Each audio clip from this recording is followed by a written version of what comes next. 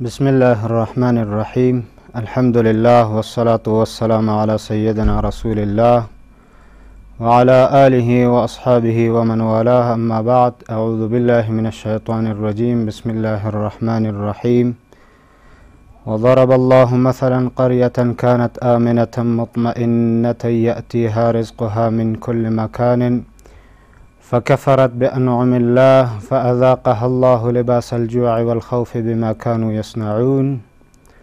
وأيضا قال الله في موضع آخر: لئن شكرتم لأزيدنكم ولئن كفرتم إن عذابي لشدید. شکر نعمتت افزون کند، شکر نعمتت افزون کند، کفر نعمت از کفت بیرون کند. رب اشرح لي صدري ويسر لي أمري واحلل عقدة من لساني يفقه قولي. سبحانك لا علم لنا إلا ما علمتنا إنك أنت العليم الحكيم. اللهم صل وسلم على سيد الأنبياء والمرسلين محمد وعلى آله وأصحابه أجمعين. در قدم نخست عرض سلام و ادب و احترام دارم خدمت تمام بینندگان عزیز، اعم از جمله برادران و خواهران عزیزی که پای تلویزیون خود نشسته و برنامه خودشان یعنی پاسخ نور را بیننده هستند. امیدوار هستم ساعتی که بنده در خدمت شما هستم بتوانم برنامه مفید و موضوعی که شو باعث تا ای که ما و شما برادران مسلمان از اون موضوع مستفید شویم. بعضی از عوامل یا اسباب هست که حقیقتا عذاب الله تبارک و تعالی باعث می شود که علیه از او بنده حلول بکنه، که البته ممکن ما ندانیم که کدام اسباب است که او اسباب سبب می شود که عذاب اله العالمین جل و علا بر بالای بندهش حلول بکنه. پس بناهن کوشش میکنیم خوب دقیق موضوع را تعقیب میکنیم که باعث برای از این مطلب شود که تا شناخت برای از او عوامل پیدا بکنیم و خود را از او عوامل خودداری و دور بسازیم. اگر العیاذ بالله به او عوامل دچار بودیم، توبه کشیده و بر بارگاه الله تبارک و تعالی رجوع کرده تا بتوانیم خود را از عذاب خدا جل و علا شانه مأمون بگردانیم. دو نعمت که حقیقتا انسان همیش کوشا برای از ای هست که او دو نعمت نصیبه از او انسان شوه، حقیقتا یکی از او امنیت و آرامش است و دوم از او اقتصاد عالی در زندگی هست، که این دو عامل هر کداممان زن و مرد امت مسلمه و خرد و بزرگ امت مسلمه، چه از جمله مؤمن باشه و یا غیر مؤمن باشه، همیش در جویای از این مطلب هستیم که همی دو نعمت نصیبه ما شود. اما اله العالمین جل و علا شانه این دو نعمت را از بعضی از بندگان خود سلب میکنه. حسین برادرمان از بغلان به تماس هستند. سلام علیکم. سلام علیکم برادر، میشنوین؟ برادر صدایتان را نداریم، جای خوبتر انتخاب کنیم. بفرمایین برادر.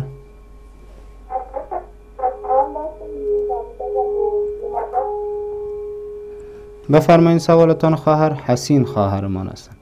بفرمایین.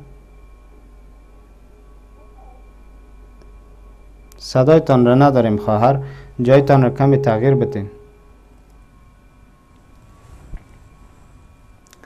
فکر میکنم متاسفانه تماس خواهر خود را از دست دادیم.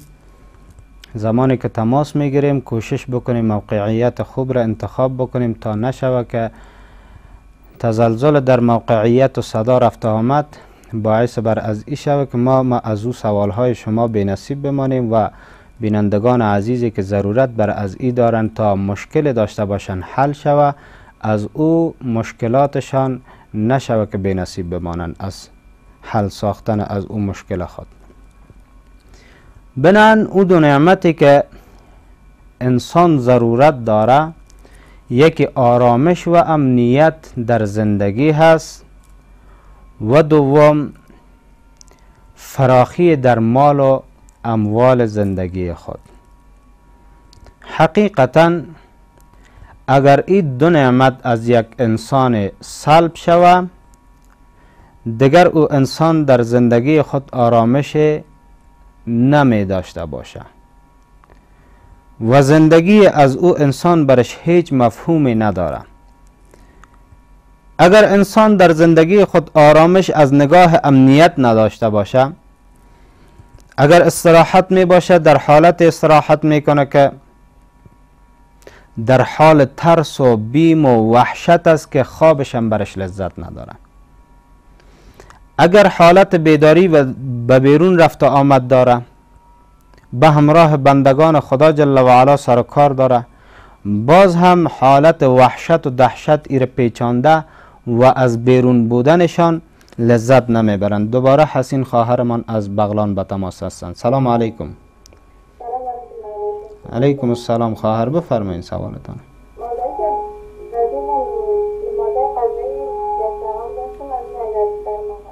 بفرمایید خواهر. نماز قضایی امام تا میگه وقتی قضا شد فرض که بخوانه سنت کنه، یعنی ما بخوان بکنیم که درست است خواهر، بشنوید. زمانی که نعمات الله ذوالجلال جل و علا شانه از بنده که این دو نعمت بزرگ از سلب شوه، گفتیم دیگر آرامش از زندگی از او برادر و خواهرمان کوچ میکنه و از زندگی خود لذت نمیبرند. الله کریم جل و علا شانه سلب از این دو نعمت را، حکمتش را بیان میکنه با کلام لا ریب خود، با کلامی که الله ذوالجلال جل و علا شانه از فوق آسمان ها توسط جبرائیل امین علیه صادق المصدوق نبی اکرم علیه السلام نازل فرموده. حکمت از این حل از این مشکل و یا ایست که دچار شدن برای از این مشکل را بیان میکنه که چه سبب میشه که به این مشکل دچار شویم و راه حل از این مشکلات چی هست. وحید الله برادرمان از بدخشان به تماس هستند. سلام علیکم برادر، مشنوین؟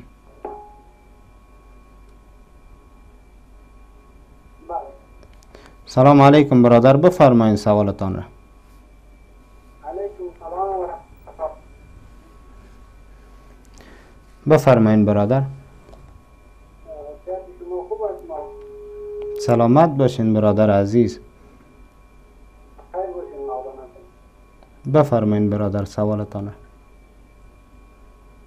خود ما همیان که بعضی وقت نماز تو بسیار بشاو که بسیار به علاقه خود بیدار میشویم و بعضی وقت هم بسیار به مشکلات و خستگی.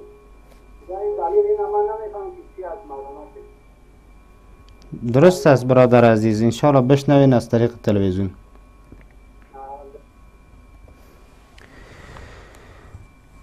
حسین خواهرمان از بغلان به تماس بودند، سوال کردند که در رابطه به نمازهای قضایی که چگونه قضایی آورده شود، آیا سنت به همراهش قضایی آورده می شود یا خیر.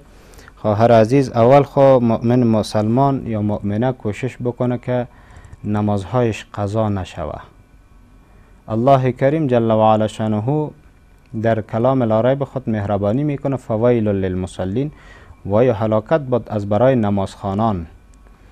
پس او هلاکت باد او نمازخوانانی که مفسرین مهربانی میکنند در نمازهای خود سستی و کاهلی میکنه. این من حیث یک توصیه ابتدایی بود و بعد از این طور قضایی باید آورده شود که فقط فرض قضایی آورده می شود. سنت ها به همراه فرائض قضایی آوردن ضرور نیست، الا که نماز صبح روز یک فرد اگر قضا میشه تا قبل از زوال آفتاب میتوانه که فرض قضایی بیاره، به همراه فرض نماز صبح سنت را هم ملزم فرض خود بسازه و قضایی سنت را بیاره. در غیر از او دیگر سنن قضایی نداره، فقط صرف و صرف همو فرض را قضایی آورده شوه کفایت میکنه. وحید الله برادرمان از بدخشان سوال کردند که در نمازهای صبح بعضن اوقات به شوق میخیزن و بعضن اوقات به کاهلی. عادل شاه از قندوز به تماس هستند برادرمان. سلام علیکم.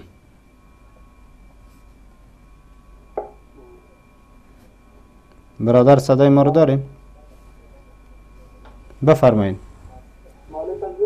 سلامت باشیم برادر عزیز.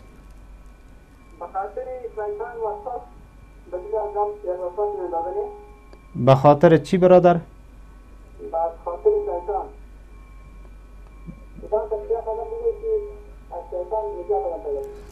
درست است برادر، بشنویم.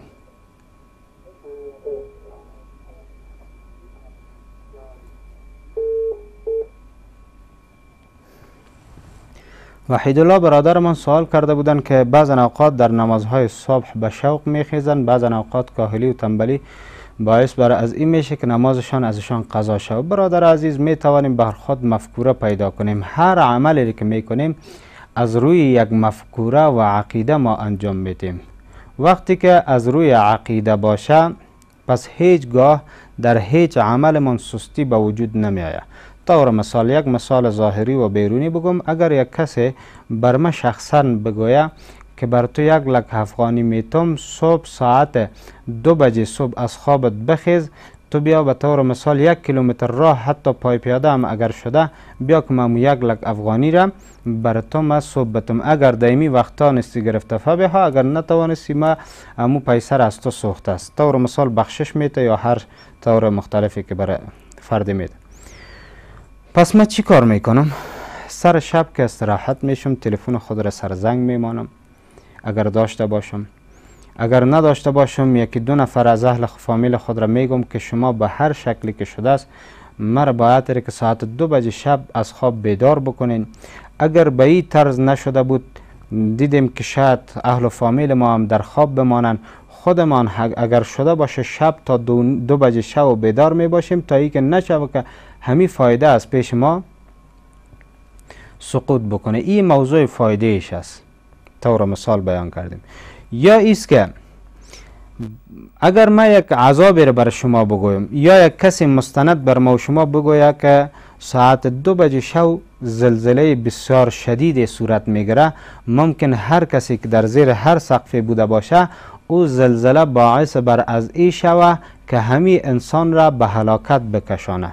طبعا او شب مرا خواب نمیبره.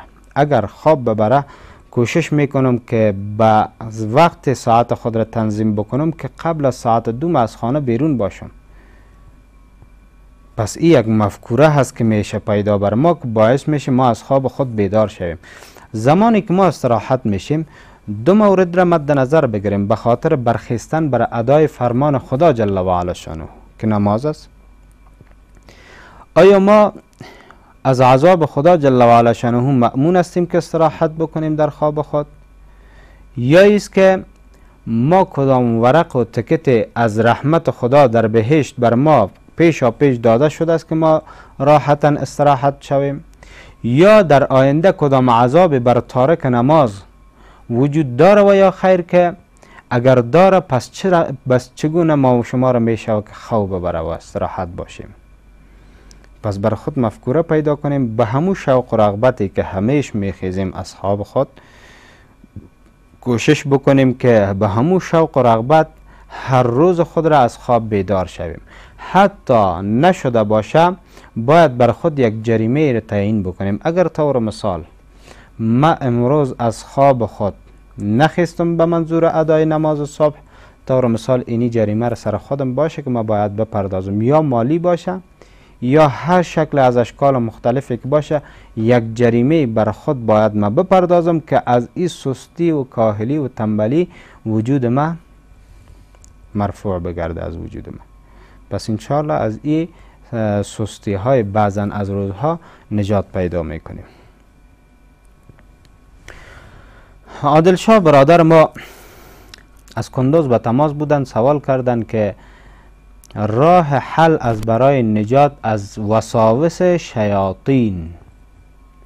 ما 2 سوره در قرآن کریم داریم که این 2 سوره مبارک را خواهر و برادر، خرد و بزرگ امت مسلمی ما و شما یاد دارن که او عبارت از سوره فلق و عبارت از سوره ناس.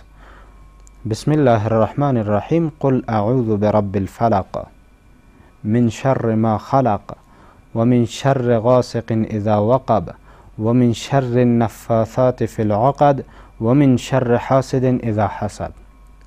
متصل از سوره ناس.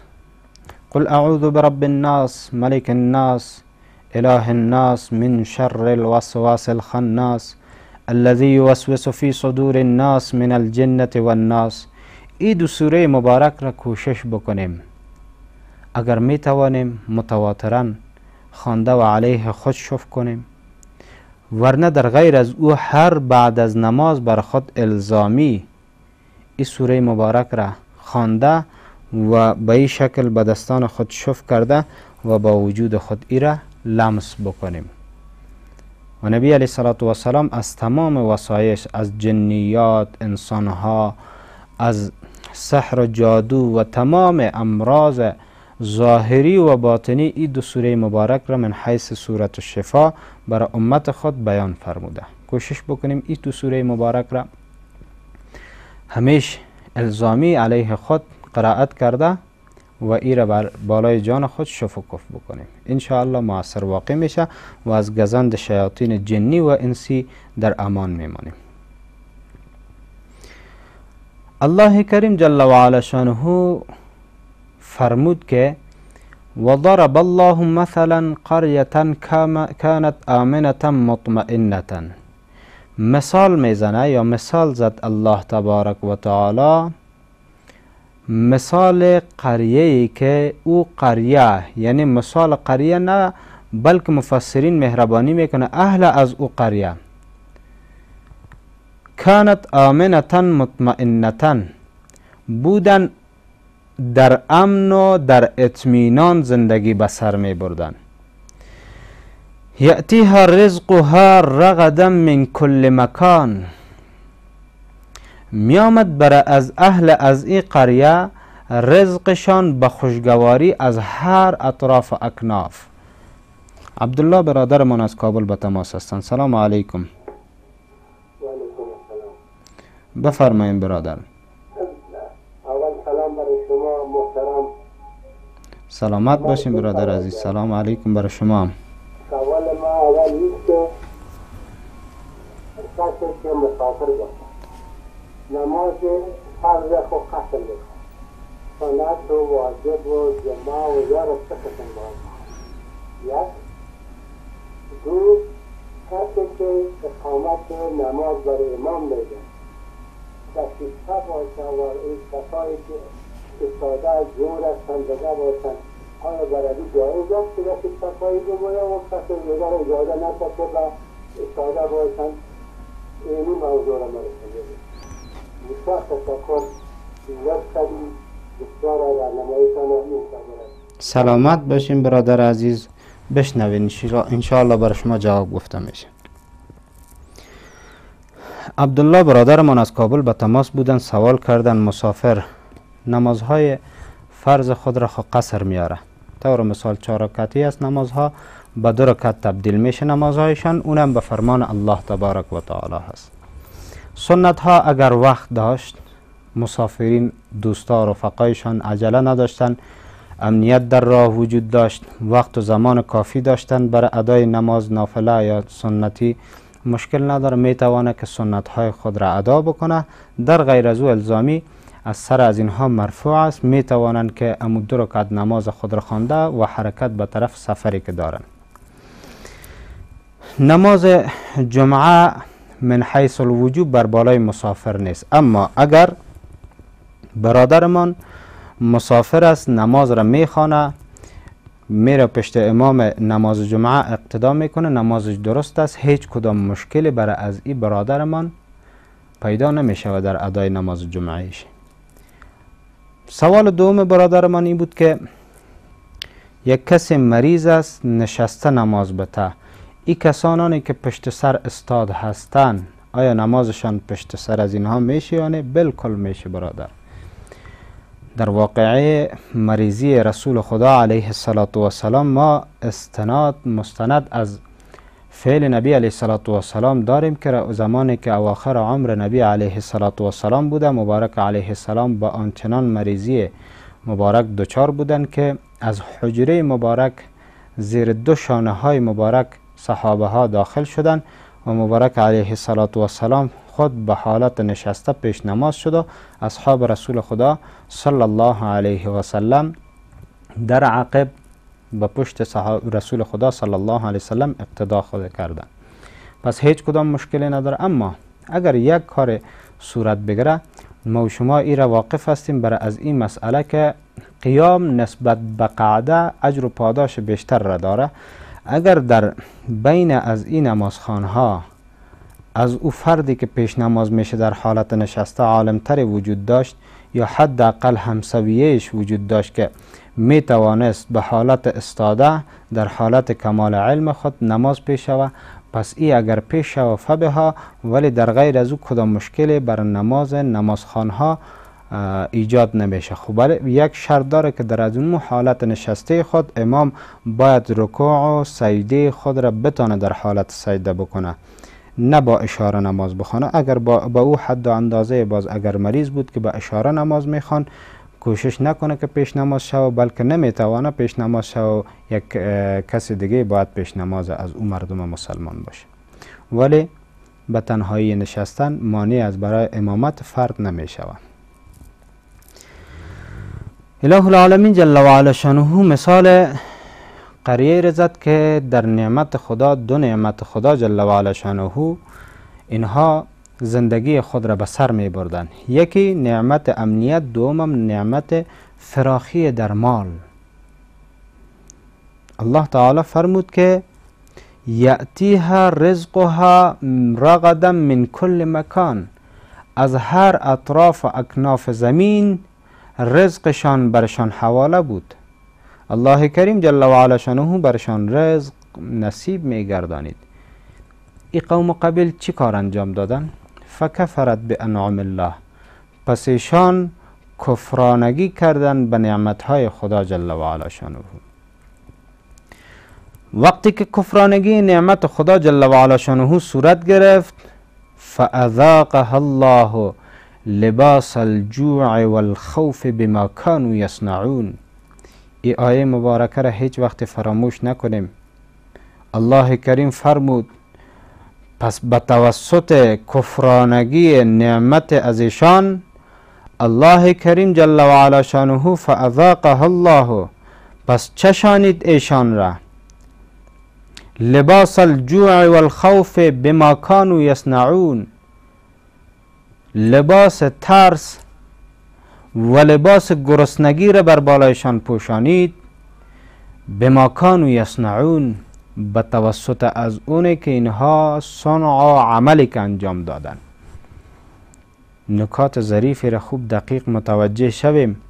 عذاب خدا جل و علا شانه تا زمانی که خودمان نخواهیم بر بالای من جاری نمی شود. عذاب خدا جل و علا شانه بر هر فردی که خود خواسته باشه به توسط عمل خود از این فرد می شود که عذاب خدا جل و علا شانه بر بالای از این انسان جاری شود. بما کانوا یصنعون، حکمت از این الله کریم مهربانی میکنه. چرا عذاب خدا بر بالایشان آمد گرسنگی و بی امنی؟ بما کانوا یصنعون، به توسط آنی که بودن اینها صنع و فعلی که انجام میدادن. این آیه مبارکه در شأن قریش که اقوام نبی علیه السلام، اهل منطقه‌ای که نبی علیه السلام در از او زیست و زندگی میکرد، بر بالای از اونها نازل شده بود که اونها کفرانگی نعمتهای خدا جل و علا شانه را کردن. بزرگترین نعمت خدا جل و علا شانه رسالت رسول خدا صلی الله علیه و سلم بود که کمر دشمنی با نبی علیه السلام بسته کردن. بزرگترین نعمت خدا جل و علا شانه کلام لا ریب اله العالمین قرآن کریم بود که مخالفت قرآن کریم را انجام دادن. به آن اندازه الله کریم جل و علا شانه اونها را در آزمایش ابتلا انداخت که مفسرین مهربانی میکنند که دیگر آرامش از وجود زندگی از اونها برداشته شده بود و گرسنگی به آن اندازه به اوج خود رسیده بود که حتی خون را می نوشیدند که انشالله تفسیرش را یا تفصیل از این آیه مبارکه را بعد از یک وقفه کوتاه انشالله انتظار باشین، زود برمیگردیم. مجددا عرض سلام و ادب و احترام دارم به تمام بینندگان عزیزی که تازه به برنامه خود پیوستند. در ادامه بحث هستیم. الله کریم جل و علا شانه فرمود که ما دو عذاب را بر بالای قریه‌ای که از دو نعمت ناشکری کردن جاری ساختیم. مفسرین علیهم الرضوان در تحت از این آیه مبارکه تفصیل میدن و مهربانی میکنن آن قدر گرسنگی را بر بالای از او قوم و قبیل الله کریم جاری ساخت که به خوردن گوشت همدیگر دست میخواستن بزنن و یا ایست که حتی تعداد مهربانی میکنن استخوانها را از گوشه و کنار زمین جمع میکردن تا اون را نوش جان بکنن. به آن اندازه اله العالمین اونها را مبتلا به قحطی و گرسنگی گردانید. به آن اندازه ناامنی و کشت و خون در بینشان ایجاد شد که در کشتن همدیگر از بین بردن همدیگر افتخار میکردن و الله کریم در از این بابت مهربانی میکنه و کنتم علی شفا حفرة من النار فانقذکم منها. شما بودید در لبه از جهنم، بسیار کم مانده بود که شما بر جهنم پرت شوید و داخل شوید. الله کریم جل و علا شانه شما را از او جهنم به توسط رسالت رسول خود نجات نصیب گردانید و کسانانی که در امو جهالت خود باقی ماندن اله العالمین اونها را مستحق عذاب خود شمارید و اونها نه تنها در دنیا در بین همدیگر به جان همدیگر افتادن، بلکه مستند از کلام لا ریب الله تبارک و تعالی می توانیم استدلال بیان کنیم که حتی در صحرای محشر از جمله گمراه ترین افراد و از جمله سختترین عذاب هایی که بر بالایشان جاری باشه گردیدن. جمیله خواهرمان از سرپل به تماس هستند. سلام علیکم.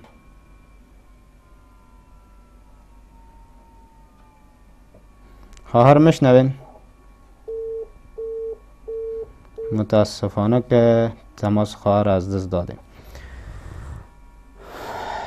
پس پروردگار جل و علا شانه زمانی که انسان را دچار به عذاب بگردانه به توسط عمل خود از او بنده هست، نه ای که ما فکر بکنیم العیاذ بالله الله کریم ذات ظالم باشه.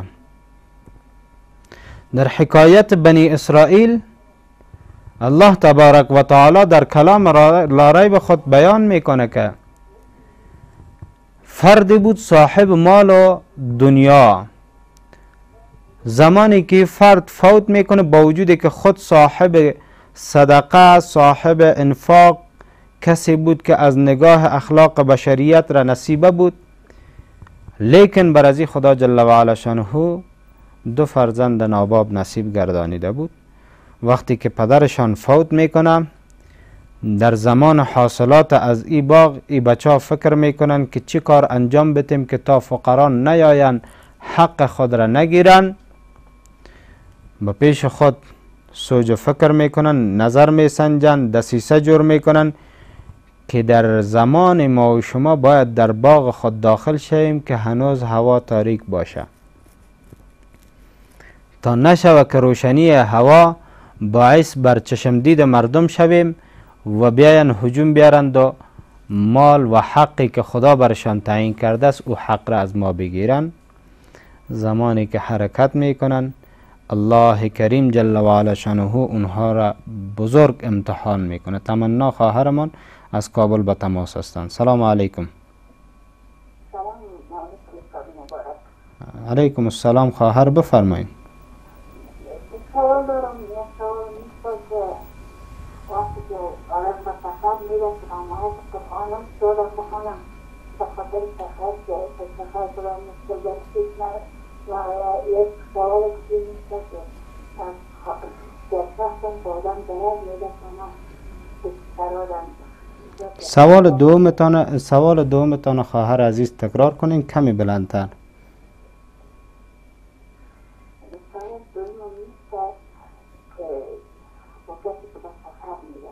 سفر دعایش رفا میدم. این مطلب اولی سوالتان را گرفتم، سوال دومتان را. سوال دومی ما نیست که وقتی که وقت همراه شما شریک نمیکنن از نگاه شریعت باید احترام هست. او شخصی که رویه خوب نمیکنه کی می باشه؟ طور مثال شوهرتان، پدرتان؟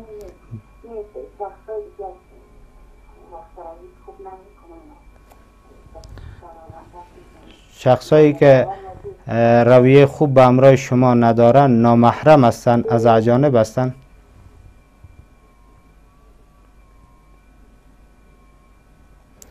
خب خواهرمان تمنا از کابل به تماس بودن، سوال کردن که دعای سفر.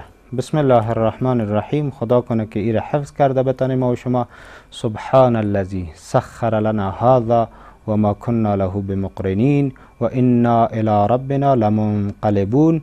امی دعایی است که مستند در احادیث و علما مهربانی میکنن، مجرب دعایی است که ان شاء الله بر شما در امنیت سفر کمک و ان شاء الله از گزند حوادث شما را در امان میتونه داشته باشه، با مستند از احادیث رسول خدا صلی الله علیه وسلم. و دیگر سوالی کردن خواهر عزیزمان که رویه خوب دیگرها به همراه تو اگر نکرده باشه، باز ما در قبال از اونها چه وظیفه داریم؟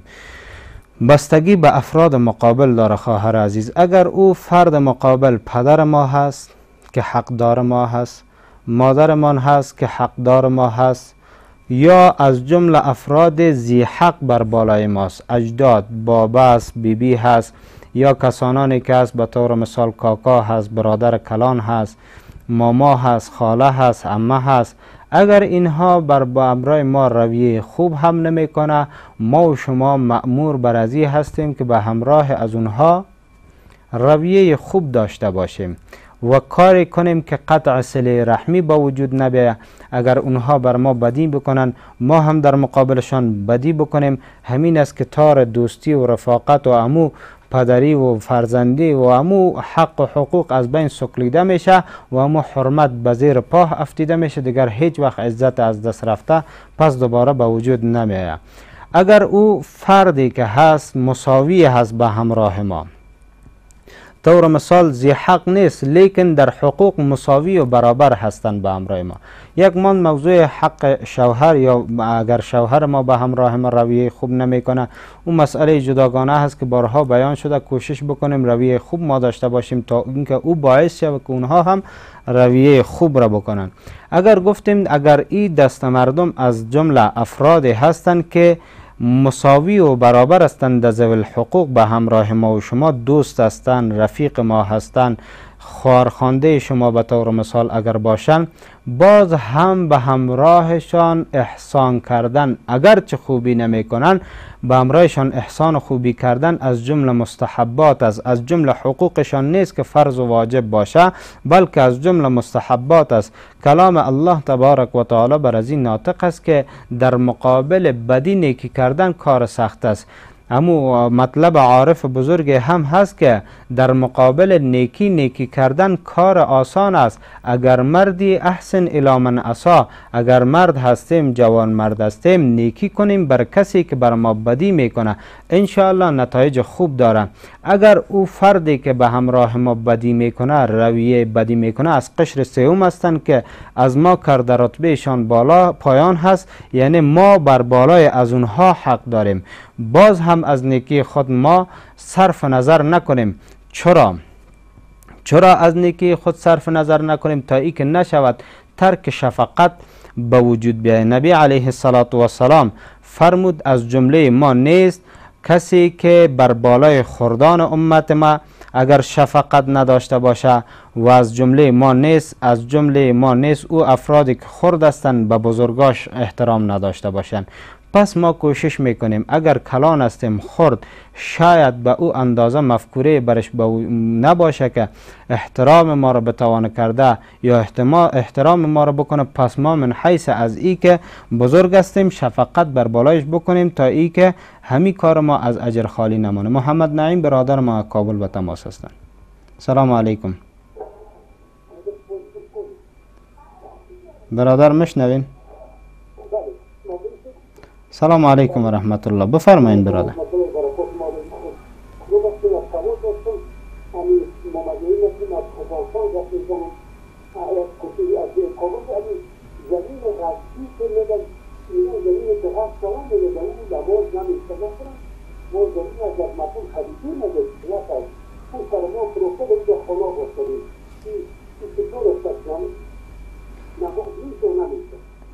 زمین غصبی بود که کسی غصب کرده بود و شما او را خریدین، خانه جور کردین؟ در زمین غصبی میگن نماز نمیشه؟ خب شما خریدین از فردی که او غصب کرده؟ درست است، بشنوین اینجا. سلامت. درست است، سلامت باشین برادر. برادرمان محمد نعیم سوال کردن که در زمین غصبی میگن نماز نمیشه. خو یک مطلب مفهوم رسا از بله نمیشه در زمین غصبی. در زمانی که شما غصب کرده باشین در از اونجا نماز نمیشه. اما یک فرد یک مسلمانی هست پول داده زحمت کشیده سر از او زمینی که خواسته باشه که خریداری بکنه مقدار معینه روز را از فردی که او ممکن غصب کرده باشه یا به هر شکل از اشکال به ظلم از کسی گرفته باشه، او که از گناه از او است که گرفته است. اگر غصب کرده است او مجرم او است، اگر که ظلم کرده مجرم فردی است که ظالم بوده گرفته. لیکن این فردی که پول و دارایی خود را به خرج داده و توانسته او زمین را بخره، این خود در جرم از او حساب نمیشه. ولی یک مطلب را ما و شما مد نظر داشته باشیم که آیاتی از کلام ریب الله تعالی فرموده داریم که الله تعالی می فرماید که شما بر گناه و معصیت همکاری نکنین. وقتی که ما و تو میفهمیم که یک مسلمان ظالم شده حق یک مظلوم را گرفته و زمین از او را به فروش میرسانه، کوشش بکنیم که از او زمین خودداری بکنیم. شهلا خواهرمان از کابل به تماس هستند. سلام علیکم و رحمت الله. علیکم السلام خواهر، بفرمایید. بفرمایید خواهر، سوالتان بگوین.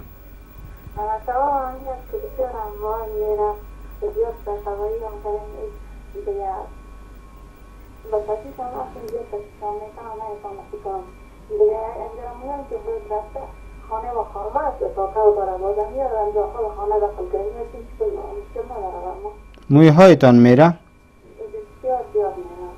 درست است خواهر.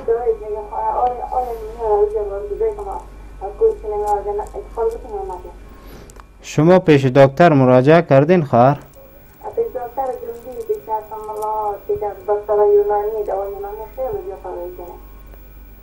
درست است، بشنوین خواهر.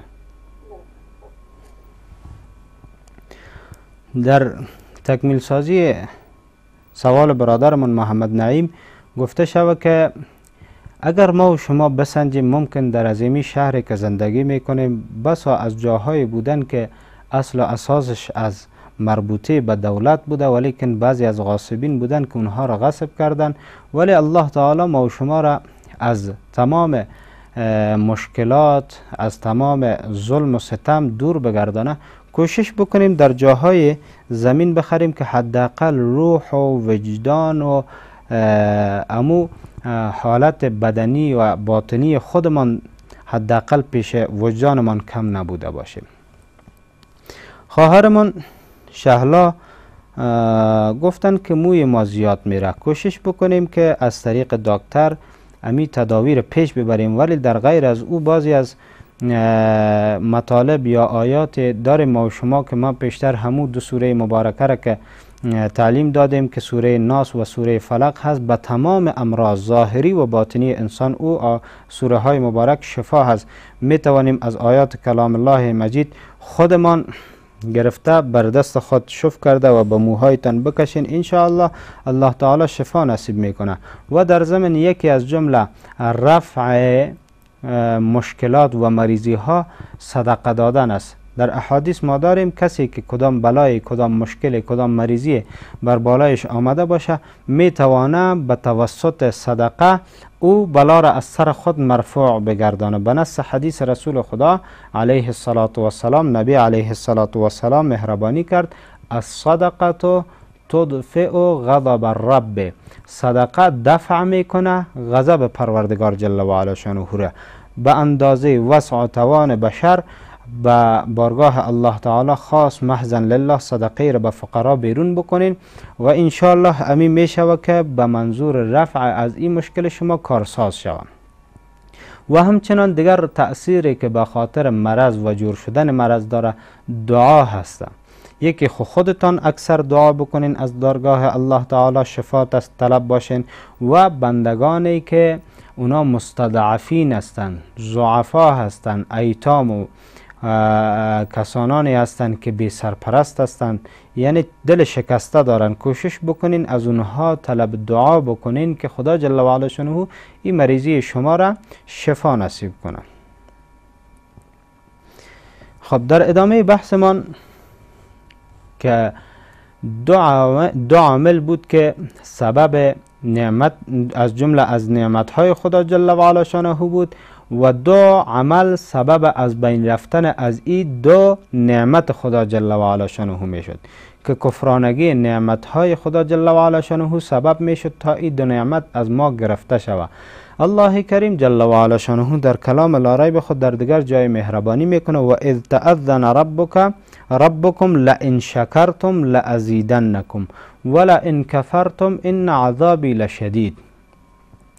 الله تعالی با صراحت بینهایت فصیح مهربانی میکنه: ای بندگان متوجه باشین، شما اگر در مقابل نعمتهای ما شکرانگی ادا کردین، هر آینه من نعمت خود را بر شما افزون میگردانم.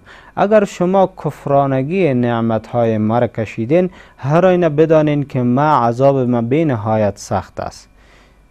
به مفهوم از همین آیه مبارکه شاعر زیبا مهربانی میکنه: شکر نعمتت افزون کند، کفر نعمت از کفت بیرون کند. عزیزا، امروز اگر ما و شما یک چیز مینالیم، خسته هستیم، تبعیت ما ملال است که امروز اقتصاد ما بینهایت ضعیف شده، فقر و بیچارگی دامنگیرمان شده، بیاین که علتش را پیدا کنیم که از کدام علت ای فقر ما را دامنگیر ساخته. ورنه آنقدر الله ذوالجلال بر ما و شما احسان کرد و نعمت نصیب گردانیده بود که تقریبا 10 سال پیش فقیر در بین ما و شما پیدا نمی شد، الا یو فقرا و مساکین و گداگرانی که اونها وظیفهشان امون مسئلت و سوال بوده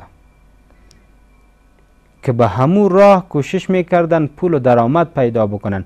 ورنه حقیقتا در جامعه ملت مسلمه ما و شما فقیر پیدا نمیشد، هر کدام به اندازه خود سیر شده بودن. لیکن حقیقتا ما سخن را پت نکنیم، هر کدام ما نافرمان شدیم، هر کدام ما کفرانگی نعمت خدا جل و علا شانه کشیدیم، هر کدام به هر اندازه توانی که داشتیم ظلم کردیم. ستم کردیم، بر خود حقیقتا ظلم کردیم. این را بدانیم مسلمان ها، وقتی که ما ظلمی را انجام میتیم حقیقتا بر خود ظلم انجام میتیم. نه ظلممان به الله ضرر میرسانه، نه ظلم و ستممان بر دین خدا جل و علا ضرر میرسانه، نه ظلم و ستممان به کلام خدا جل و علا شانه ضرر میرسانه. تنها متضرر کسی میشه که خودمان هستیم. تنها ضرر را خودمان میبینیم. کوشش بکنیم که بر بگردیم به بارگاه الله تبارک و تعالی. اگر تا به ایدم نافرمانی کردیم، اگر تا به ایدم ناشکری کردیم، اگر تا به ایدم ظلم و ستم کردیم، وقت و زمانش است که بر بگردیم به بارگاه الله تعالی. الم یأن للذین آمنوا ان تخشع قلوبهم لذکر الله. الله کریم مهربانی میکنه آیا وقتش نرسیده است برای کسانانی که اونها نافرمانی کردن با وجودی که ایمان داشتن بر بگردن به طرف خدا جل و علا شانه؟ آیا امو زمانش نرسیده؟ آیا بر ما و شما امو زمان نرسیده است که از معصیت پشیمان شویم؟ در از 20 سال انجام دادیم هر کدام ما به هر اندازه که تانستیم. دیگر اگر هوس است به همین اندازه بس است. اگر گناه هم انجام دادیم همه قدر کفایت میکنه. اگر ظلم هم کردیم به همین اندازه کفایت میکنه. اگر ستم هم کردیم به همین اندازه کفایت میکنه. وقتش رسید است که به بارگاه خدا جل و علا شانه سر به سجده بیاندازیم.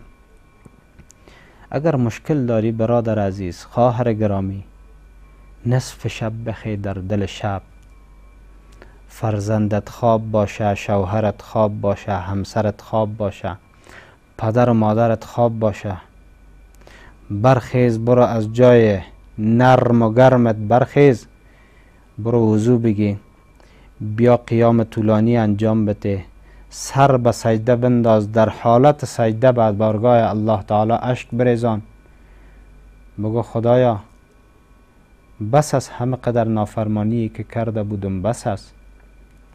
آل زمانی رسیده است که ما باید بر بگردم. هر گناهی که کرده باشیم الله درگاه رحمتش بزرگ است. فرید برادرمان، فریده خواهرمان از کابل به تماس هستند. سلام علیکم.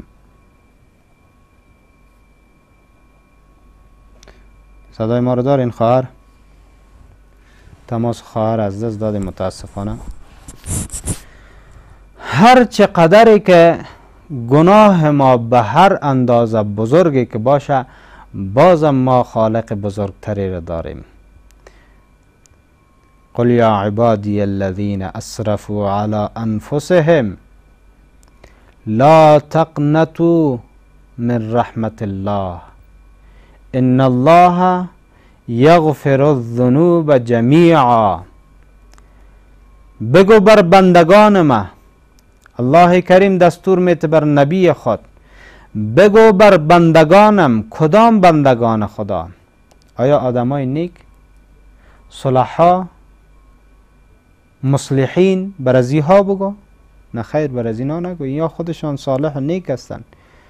بر کی ها بگو؟ الذین اسرفوا، بر او بندگانی که اسراف کردن، از حد گذشتن، بر از اونها بگو.